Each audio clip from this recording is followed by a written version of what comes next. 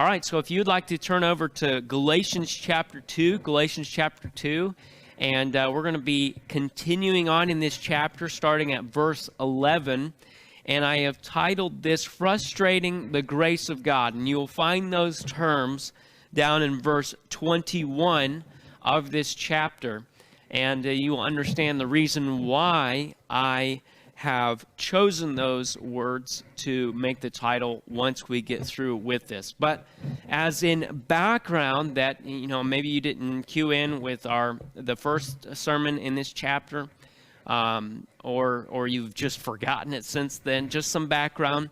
We have moved from the beginning of chapter 2 in Paul going and confronting an assumed issue. And by assumed, I mean that it was thought that these Judaizers who were trying to add the law to the gospel were confronting Paul and those that were in the church that he was dealing with, those that he was trying to minister to and give the gospel, the Gentiles. They were trying to put all this pressure on them to try to make sure that they attained the law, that they fulfilled that themselves by adding that to the gospel. And yet he said that is not the gospel. When you add something to the gospel, it isn't the gospel. And there was an assumed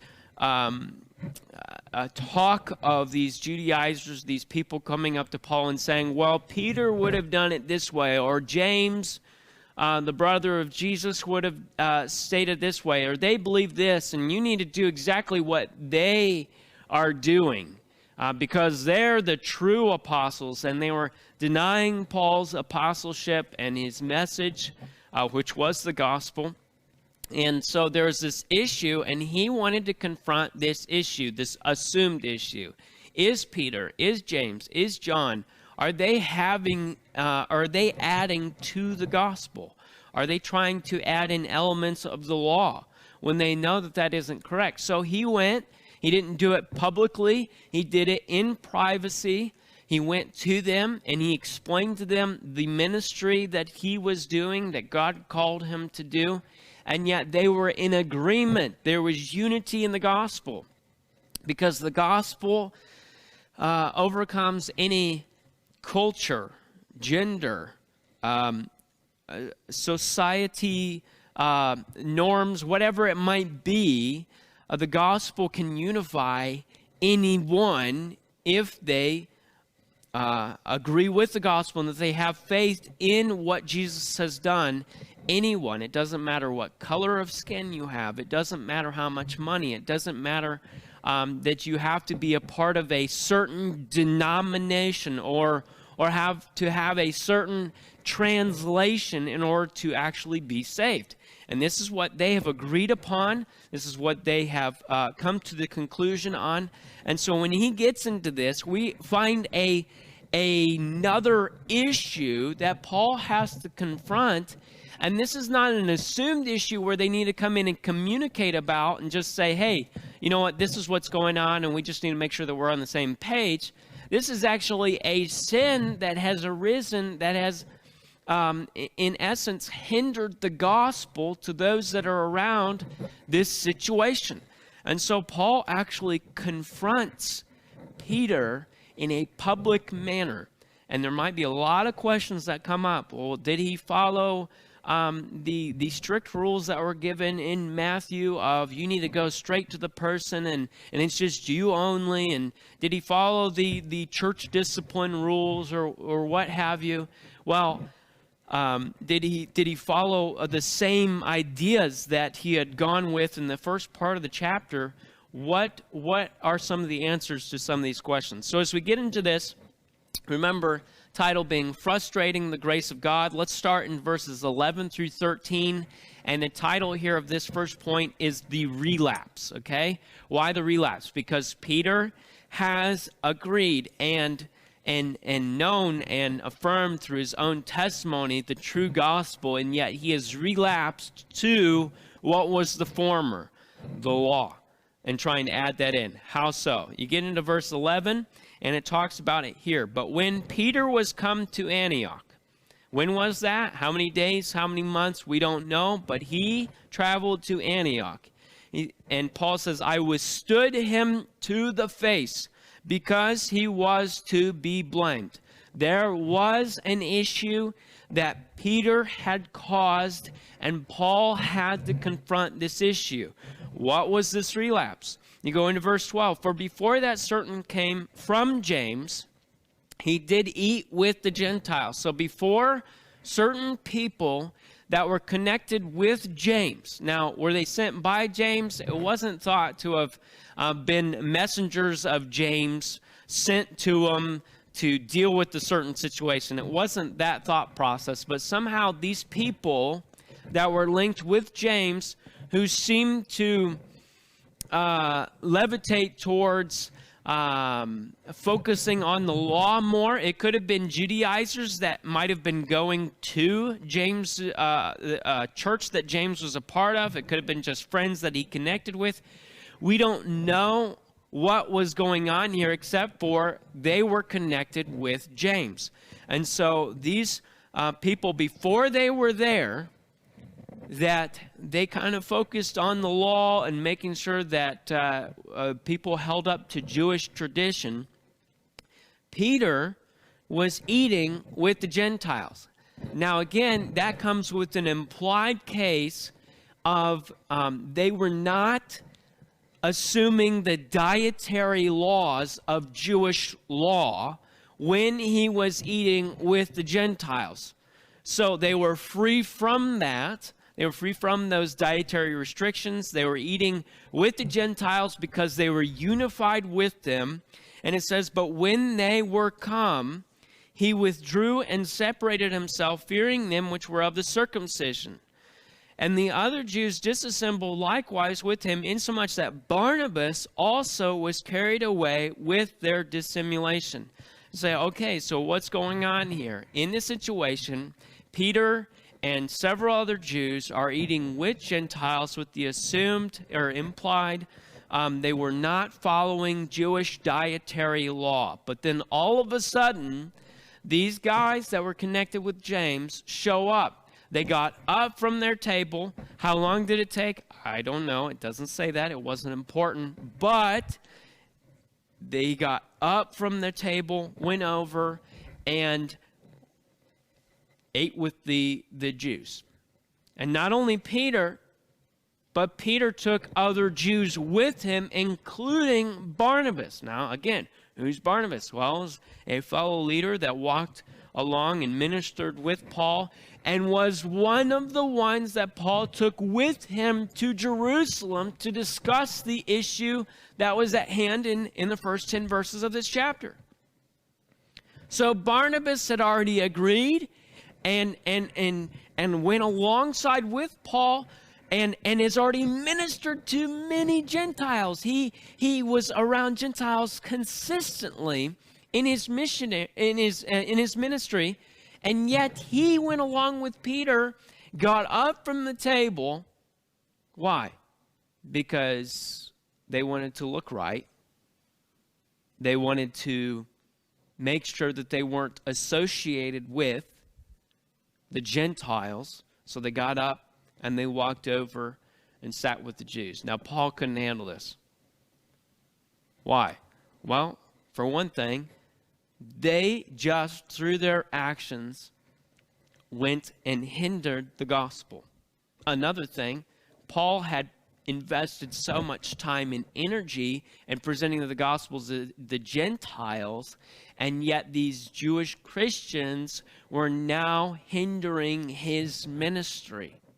There's several things going on here, but here it is that Peter went and relapsed, trying to look right, trying to appease these that might have been more legalistic in nature. Were they Christians? Doesn't say. But it just says those that were connected with James. And so Peter wanted to look right in front of the right people.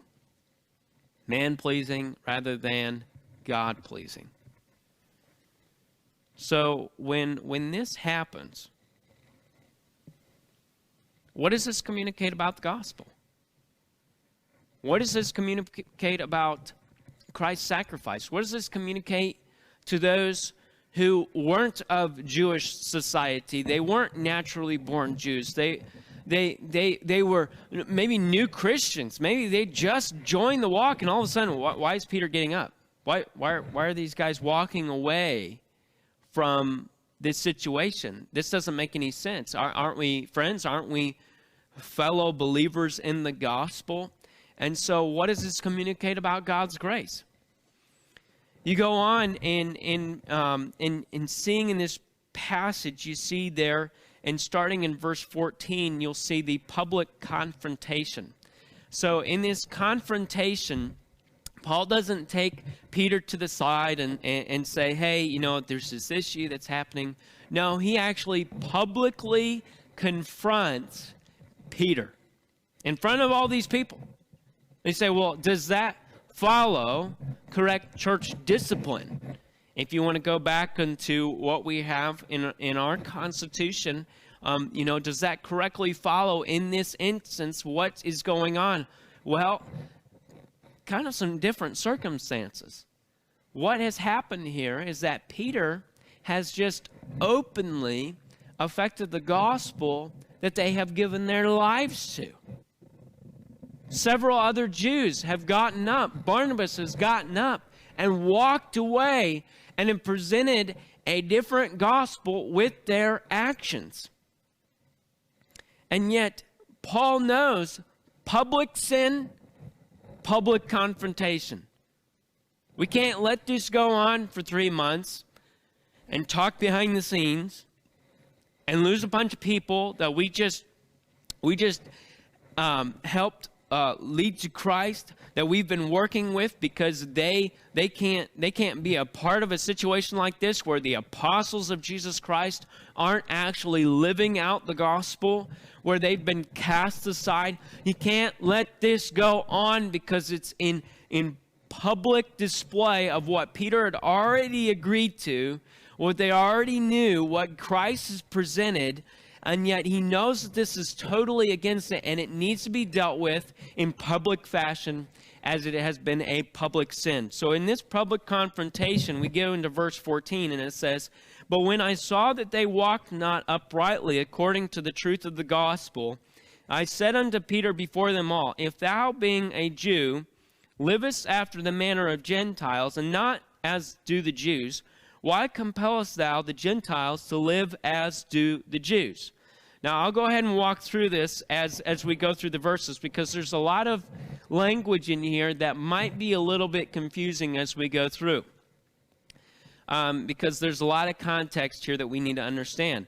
But as he's going through and he sees that there's an issue, that they have presented themselves in opposition to the gospel by the way that they are acting, he goes to Peter in front of them all, and he says, listen, if you're going to go and you're going to act like you're going to be a Jew, and you're going to go and act like the Gentiles, in the sense that he went and ate right alongside of them. He didn't follow the dietary restrictions.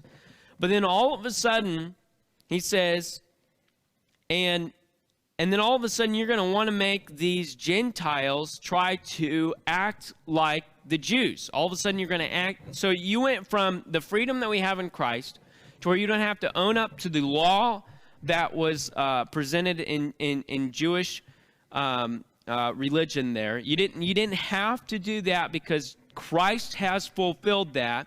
And you were eating just as we were eating, but yet all of a sudden you're trying to compel these Gentiles to switch around and do exactly what the Jewish custom and law would tell them to do. He says, why are you doing this?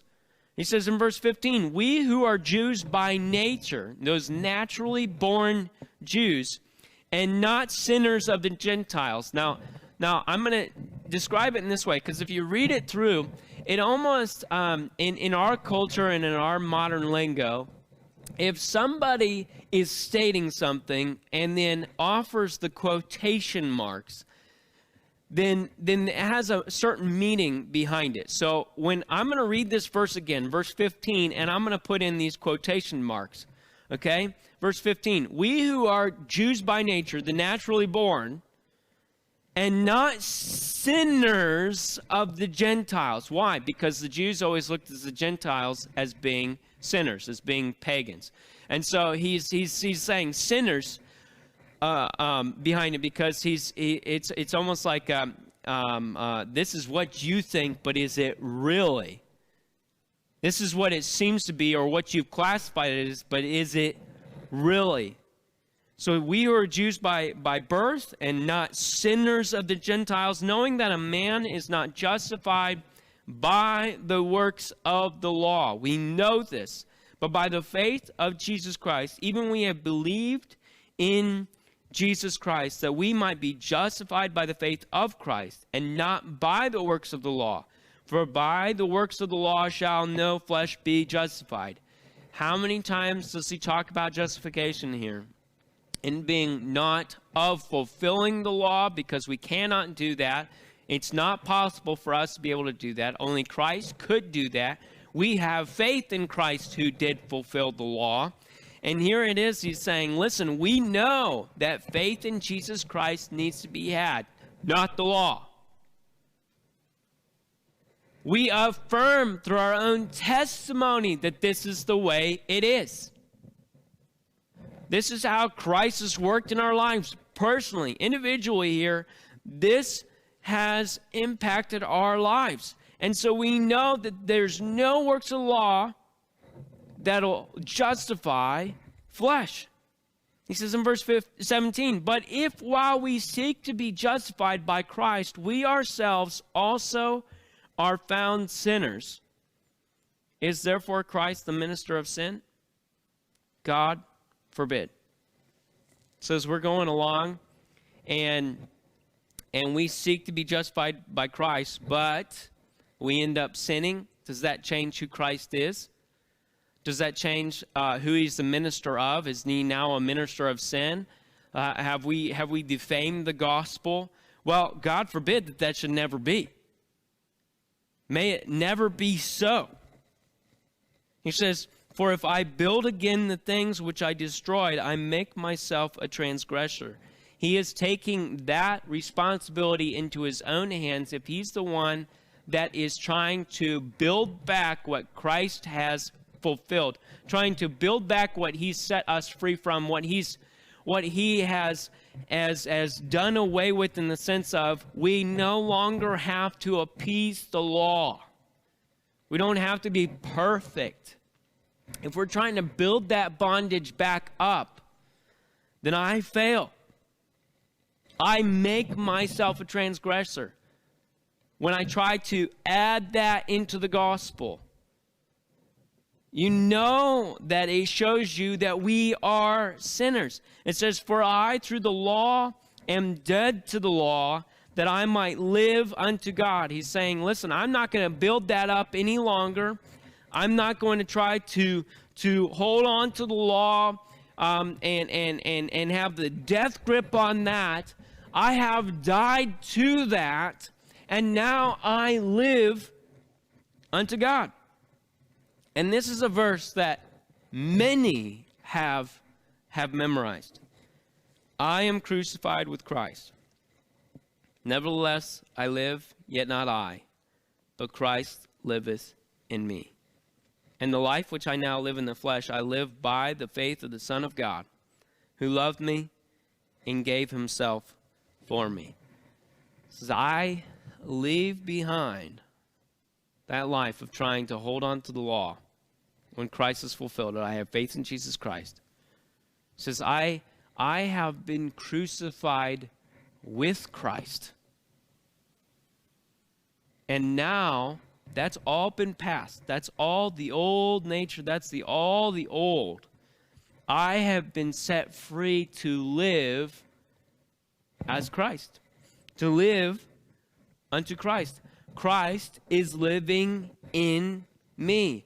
I am now a changed individual for the sake of Jesus Christ. He says, this is the life which I now live in the flesh. Because he hasn't been taken home to heaven yet. This is how I live. I live by the faith of the Son of God. That's what I place my entire trust in, my entire faith is in Jesus Christ, who, by his actions, loved me and gave himself for me. He made the sacrifice. And then you get into verse 21. It says, I do not frustrate the grace of God. Why is that? For if righteousness come by the law, then Christ is dead in vain. If I want to hold on to the law, if I want to try to appease those that want to try to hold on to the law, I'm frustrating what God has given to me that I don't deserve. It's absolutely frustrating to him when I try to hold on to something when Christ died so that he didn't have to hold on to that. Did he die in vain? Am I living as if Christ died in vain? And so as we get into this, are we frustrating? It's like this, just to illustrate it real quickly. If I was to go and, in fact, you know what? Parents do this all the time, okay? I hope kids don't do this. But parents go to work. They put in the hours. They put in the overtime. They do as much as they possibly can in order to keep the lights on, to keep the food on the table, to keep the vehicles gassed, to keep the insurances up, to keep, the list goes on and on and on and on and on. And yet if a child turned around and saw all that the parent had done for the sake of the child and said, you don't care about me, you don't love me, and acted and lived as if that was the case, is everything that the parent has everything that the parent done in vain? Oh boy, is that frustrating. When a child is not content with what a parent sacrifices in order to provide for them. Oh boy, is that frustrating when there's constant complaining. Complaining to the parent, oh, I don't have this and I don't have that. And I wonder if that's how God feels. Whenever we decide to complain about all the things that we don't have. Or when we try to run back to things that we have been saved from. Or we try to add things to the gospel. I wonder how frustrating this is to our Heavenly Father who's provided everything for us. And in fact, everything's been created by him, and by him all things consist. I wonder if that's how he feels.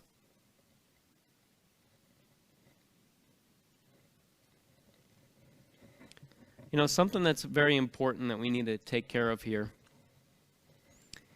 is another issue that has arisen. Now, as you look back in Acts, you know that Jesus has called his disciples, the apostles, to start where? Start in Jerusalem. And then work their way out. So, by all technicalities, what would be natural is for the Jews to be ministered to first. Those that were Jewish would be receiving the gospel. Not that every Jew received it. We know that only a remnant of them did. Okay, not everyone accepted who Jesus was, but yet Christianity would have begun amongst the Jewish people. Now think about it this way. If it's the Jewish Christians, you know, that were among the first, those that were, and let me use those quotation marks again, spiritually mature. If it was the Jewish Christians who were spiritually mature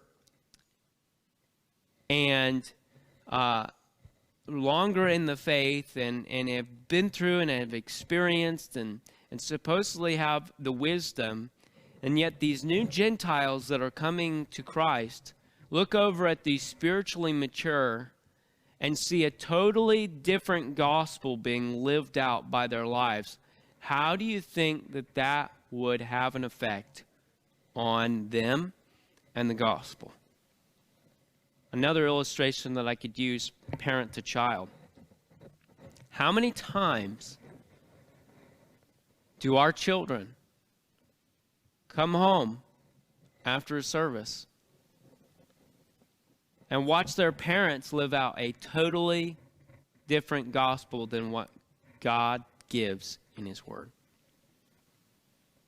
By our actions, we're consistently complaining, we're reverting back, we're relapsing to our old lifestyles, our old addictions. We're allowing things to come in, allowing Satan to grab his foothold, whatever that might be. How many times does that happen? See, this is a serious issue, that it might not be circumcision or dietary laws that might be an issue within our church today, but yet we're still changing the gospel by the way that we live our lives. At least we're presenting a different gospel. So today, are you frustrating the grace of God? Have you seen it happen? Have you confronted the issue? Have you contended for the faith? Have you fought for the faith? Have you taken that seriously? Do you want to keep that pure?